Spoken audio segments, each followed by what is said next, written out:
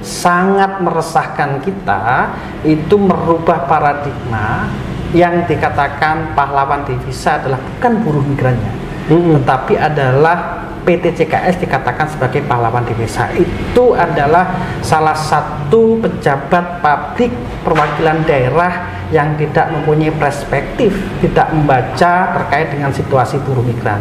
Dia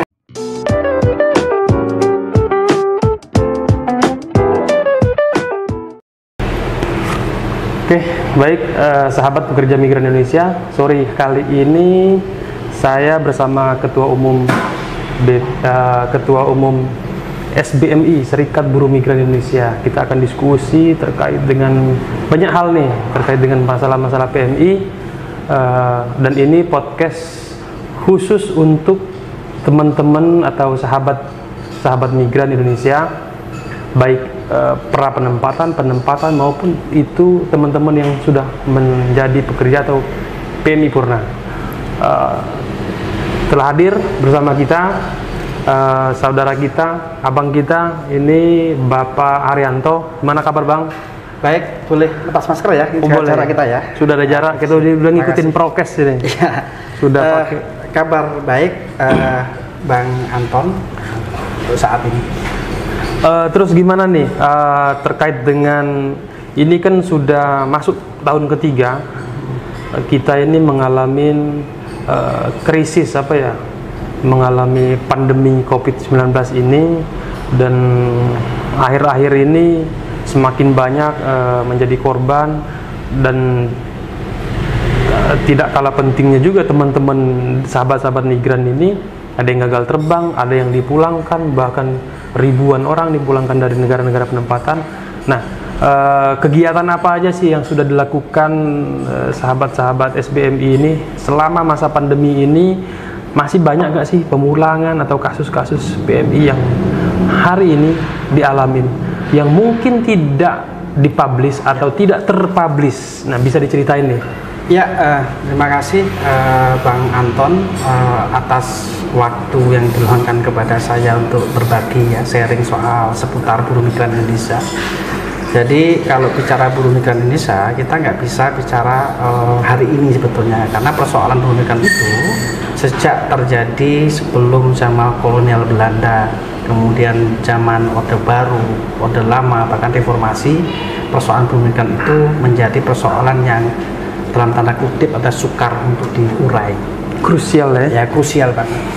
Jadi saya mencoba untuk menggunakan pendekatan berbasis data, pengalaman di isu buruh migran. Kebetulan saya juga dulu mantan buruh migran yang sangat tahu terkait dengan persoalan dasar. Setelah menjadi buruh migran, kemudian saya mengabdikan diri ke Serikat Buruh Migran Indonesia, karena SBMI menjadi salah satu organisasi yang menurut kami cocok di dalam wadah perjuangan buruh migran Indonesia. Jadi ketika saya gabung di SBMI, mencoba untuk menelisik lebih dalam lagi terkait dengan persoalan dasar. Artinya buruh migran itu nggak bisa lepas dari persoalan dasar. Persoalan dasar itu apa saja? Ada namanya persoalan soal tata kelola migrasinya. Di dalamnya adalah banyak hal, ada perekrutan, ada penampungan, ada pendidikan, kemudian ada pendokumentasian, ada pengawasan, kemudian juga ada sanksi dalam tata kelola itu sendiri. Termasuk perlindungan Di dalamnya. Nah, lahirlah Undang-Undang 39 tahun 2004. Tahun 2004 bicara soal penempatan dan perlindungan tenaga kerja Indonesia di luar negeri. Secara prinsip, undang-undang itu menjadi salah satu undang-undang yang melanggengkan diskriminasi terhadap buruh migran Indonesia. Kita bicara soal tata kelola di situ. Undang-Undang 39 tahun 2004 itu adalah memberikan peran yang cukup besar terhadap, bahasa sekarang adalah P3KMI. Kalau Undang-Undang 39 adalah PP3IS, itu hampir 62% kewenangan penempatan diserahkan kepada P3KMI sekarang. P3KMI ini menjadi salah satu pelaku usaha. Ya, pelaku usaha. Ini menjadi salah satu akar persoalan bahwa buruh migran itu jauh daripada kata pelindungan. Karena kalau kami melihat di situ adalah dari 100 sekian pasal itu hanya 9 pasal yang mengatur soal perlindungan. Kami rasa nggak cukup. Pasal itu bisa kami katakan pada saat itu menjadi pasal sampah. Melihat dari persoalan sebelum berangkat sampai pulang ke Indonesia, 9 pasal perlindungan itu tidak bisa mengakomodir. Itulah menjadi penyebab bahwa persoalan buruh migran itu masih sangat panjang. Kalau kita bicara soal itu adalah tadi yang tanyakan oleh Bang Anton adalah soal persoalan kasusnya, kemudian pemulangan, bahkan kemudian juga gagal berangkat itu terjadi sejak zaman dulu sebetulnya. Ini menjadi persoalan dasar yang diselesaikan. Pertama apa? Pertama adalah tata kelola. Perekrutan di dalam Undang-Undang 39 pada saat itu adalah perekrutan masih banyak menggunakan kaki tangan P3MI yang namanya sponsor calon. Sponsor lapangan lah, atau perwadanya di daerah. Ada sponsor, ada calo yang sebetulnya juga sudah diatur soal soal rekrutmennya dan segala macam. Tetapi persoalan dasar adalah ini soal paradigma. Paradigma yang dipakai adalah penempatan buruh migran ini masih dikatakan bisnis penempatan, yang secara orientasi adalah memperbanyak keuntungan daripada bicara pelindungan. Ini menjadi persoalan dasar sebelum kita bicara regulasi, soal paradigma, cara pandang. Beberapa aktor, kami nggak menutup kemungkinan banyak terlibat kok, tidak hanya P3MI tapi ada oknum-oknum yang di dalamnya adalah terlibat dalam bisnis penempatan. Ini sudah tidak menjadi rahasia. Seperti statement Bang Benny di Kepala BP2MI kan? Ya betul. Nggak menutup kemungkinan juga kata dia kan bahwa di dalam BP2MI juga ada oknum itu yang melakukan hal itu. Ini itu kan menjadi menarik. Iya, ini yang saya katakan adalah Pak Benny ini menjadi bukan salah satu ya, tetapi menjadi Kepala BP2MI yang sangat berani. Bahkan kalau boleh saya mengutip adalah Pak Benny selalu mengatakan ada TNI, oknum ya, TNI, Polri, kemudian ada pejabat-pejabat di dalamnya yang bermain bisnis di situ. Karena saya yakin betul apa yang kemudian melatar belakangi Pak Benny seperti itu, karena mereka mencoba untuk mengimplementasikan statement dari Presiden sebetulnya, melindungi pekerja migran Indonesia dari ujung rambut sampai ke ujung kaki. Ini akan diimplementasikan seperti ini, Pak. Lalu ini kan kita sembari bahas diskusi nih, diskusi ngobrol. Ada dua poin sih yang menarik bagi saya. Di tengah pandemi ini mungkin ada sahabat migran di rumah itu yang gabut, mungkin nggak ada informasi apapun itu terkait dengan progres atau kelanjutan teman-teman atau sahabat-sahabat CPMI yang di Malang. Ya. Terus sahabat-sahabat CPMI yang kemarin digerbek oleh BP2MI. Lantas bagaimana itu tindak lanjutnya? Apakah mereka dipulangkan ke rumah mereka masing-masing? Lantas didiamin begitu saja atau bagaimana? Ya. Ada nggak sih teman-teman SBMI memantau secara khusus atau berkomunikasi ke mereka?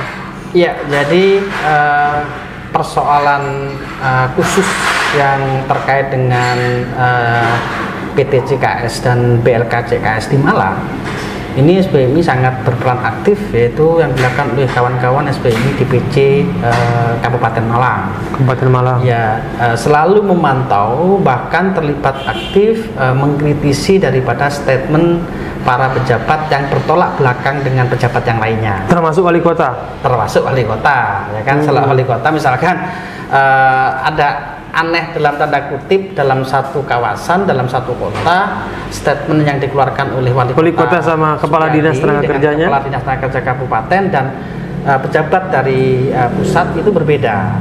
Contohnya gini, yang paling kemudian sangat meresahkan kita itu merubah paradigma yang dikatakan pahlawan devisa adalah bukan buruh migrannya, tetapi adalah PT CKS dikatakan sebagai pahlawan desa. Itu adalah salah satu pejabat publik perwakilan daerah yang tidak mempunyai perspektif, tidak membaca terkait dengan situasi buruh migran.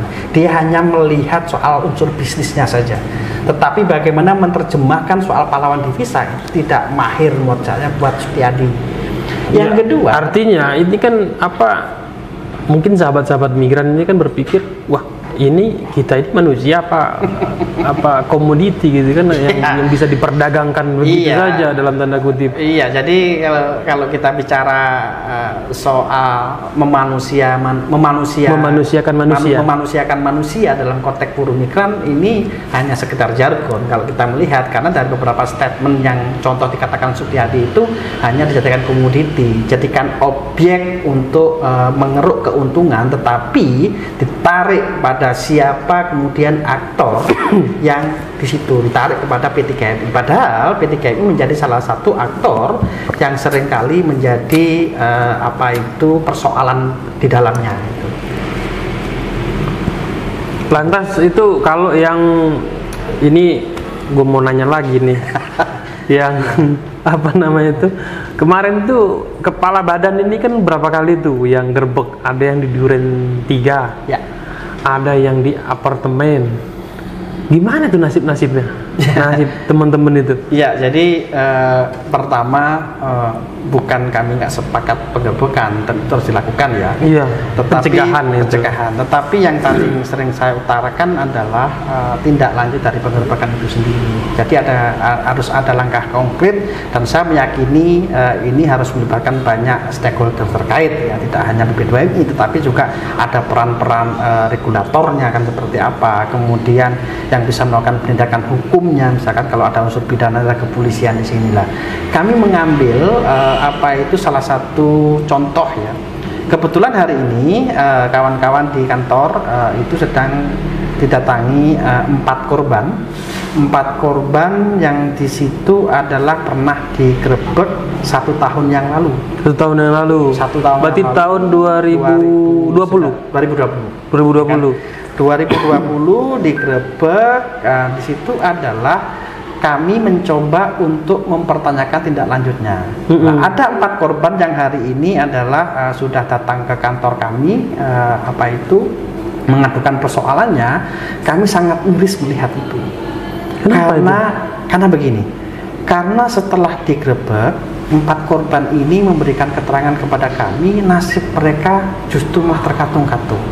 Tidak jelas. Semakin tidak jelas. Apakah akan kemudian diterbangkan? Kalau mau diterbangkan itu akan seperti apa? Ataukah kemudian akan dipulangkan ke daerahnya masing-masing dengan haknya terpenuhi? Ataukah seperti apa? Inilah yang kemudian kami sangat miris ketika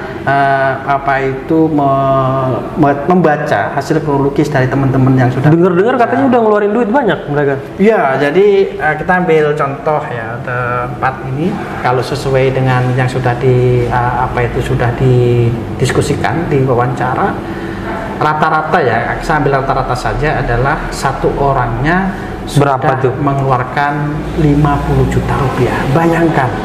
Itu negara tujuannya kemana? Taiwan dan Taiwan sektor? Dan ada di sektor pabrik dan ada di sektor PRT, dan ada kemudian tawaran ke Polandia dan sebagainya. Itu banyak tawaran yang kemudian di situ adalah teman-teman ini ada satu korban yang perempuan atas nama inisial AM, itu justru mereka sudah bekerja di Taiwan. Jadi pada saat mereka bekerja di Taiwan mau finish kontrak, dibujuk oleh sponsor yang saya baca aja biar nggak salah nama ya. Sponsor atas nama Iya, buat teman-teman yang di daerah Susiana, juga. Kemudian ada Titin Marsini, kemudian ada Seni Agustian yang berperan untuk membujuk bahwa kekuatan mereka memberikan iming-iming kepada saudara AM ini untuk kembali ke Indonesia, akan diproses kembali ke Taiwan. dan memberikan awal adalah harus membayar 42 juta. Ada angin segar lah ya. Iya, ada angin segar 42 juta. Jadi dia tertarik pulang ke Indonesia. Tertarik pulang ke Indonesia, saking kuatnya iming-iming, Rayuan sama bujukan. Rayuan oleh para 3 orang, saya sebut nama di sini ya, Titin Marsini, kemudian Susiana, Seni Agustina, ini berperan aktif untuk memberikan bujukan kepada. Itu udah keluarin duit berapa itu? 50 juta lebih? 50 juta lebih. Totalnya adalah kalau kami baca di sini sesuai berdasarkan keterangan dia tadi kan? Keterangan dia adalah 57.800.000. Itu pembayarannya bertahap dan kami punya bukti-bukti pengirimannya. Ada semua. Kemudian di sini adalah untuk biaya medical check up, dia mematok harga 2 juta rupiah. Udah melanggar ketentuan peraturan. Iya, kalau kita bicara peraturan Kemenkes soal biaya apa itu medical check up yang hanya sudah distandarisasi dan 670 itu sudah medical full 670 itu full. Karena yang jadi persoalan itu kadang-kadang kan suka bingung orang, ada medical plus, ada medical full segala macam. Ya, ini yang juga ini yang juga berbeda sarkasnya nih, sarana kesehatannya beda juga harganya. Gimana itu? Betul. Ini lagi-lagi adalah soal pengawasan. Di dalam Permenkes itu, Kementerian Kesehatan mempunyai kewenangan untuk melakukan pengawasan kepada klinik yang masuk dibuat untuk medical check up buruh migran Indonesia. Diawasi izinnya, standarisasinya. Nah, di sini kan medical check up seringkali tidak terungkap. Yang permainannya, saya mencontohkan saya dulu, kemudian padahal di-unfitkan. Kemudian di situ ketika kami di-unfitkan, karena kami pandangannya adalah ingin bekerja, kami dimintain sebesar uang, sejumlah uang dijanjiin supaya nanti dirubah supaya di-fitkan, di-fit, ya kan? Kemudian kami tes pada saat itu medical check up sendiri. Jadi ada mafia, semua mafia itu ada ya. Lintas ini mafianya banyak sekali. Mafia sertifikat, mafia paspor, semua ya medical mafia. Check up. Nah, makanya kalau SKCK banyak mafia. Jargonnya BP2M itu sikap sindikat. Saya setuju itu, sikap sindikat. Tetapi sindikatnya yang mana yang mau disikat? Jangan tanggung-tanggung. Iya, sikat aja benar. Sikat semua. Kalau bisa ketika ada unsur pidanakan itu. Ya kan, kalau kemudian ada maladministratif bagi pejabat publik, laporkan ke ombudsman. Oh iya, jelas itu. Ini yang supaya harus ombudsman nanti akan berperan, ada maladministratif, ada kemudian bisa menggunakan undang-undang pelayanan publik bagi pejabat yang tidak taat pada aturan code of conduct-nya atau soal etika, itu bisa memainkan peran-peran itu. Ini ada nggak nih pesan-pesan nih buat teman-teman atau sahabat migran yang sebelum berangkat itu apa sih yang harus kalian siapin? Ini kan abang kan sudah pernah mengalami bekerja di luar negeri dan hari ini sebagai ketua SBMI Serikat Buruh Migran Indonesia, berarti kan secara nasional abang ini jadi ketuanya nih, pentolan PMI. Coba bisa disampaikan ke teman-teman. Bagi sobat migran, hal yang paling prinsip diketahui ketika ingin bekerja ke luar negeri, yang pertama adalah soal informasi. Hati-hati dengan informasi yang berseliweran di media sosial. Cek kembali kebenaran informasi itu, apakah betul, apakah kemudian informasi ini betul-betul ini. Jangan sampai terjebak pada informasi yang memanfaatkan kerentanan kawan-kawan yang akan bekerja ke luar negeri, pertama. Yang kedua adalah mencoba untuk menelusuri bagaimana kemudian track record P3MI-nya, perekrutnya, sponsornya, itu perlu ditanyakan. Kalau nggak tahu, tanya kepada ada kawan-kawan pegiat buruh migran di sekitar Anda. Ada peran pemerintah desa yang bisa ditanyakan. Kalau nggak tahu, tanya sebanyak-banyak mungkin apakah betul ada job order ke salah satu negara misalkan. Itu soal akses informasi.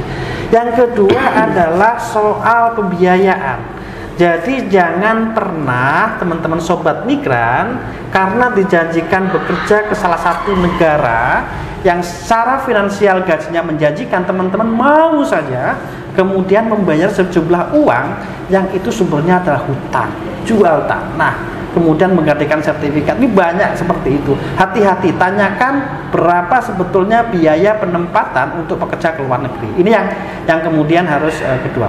Yang ketiga adalah soal keterlibatan pemerintah. Jadi pastikan bahwa penempatan ini betul-betul ada peran pemerintah yang di situ mengetahui. Kami ingin tahu bahwa safe migration itu betul-betul dilaksanakan mulai dari awal sampai pada pemulangan. Ini saran kami, lebih banyak bertanya, cek cross check kebenarannya, kemudian memastikan soal komponen-komponen yang akan dibuat untuk pekerja ke luar negeri. Saya kira itu Bang Anton.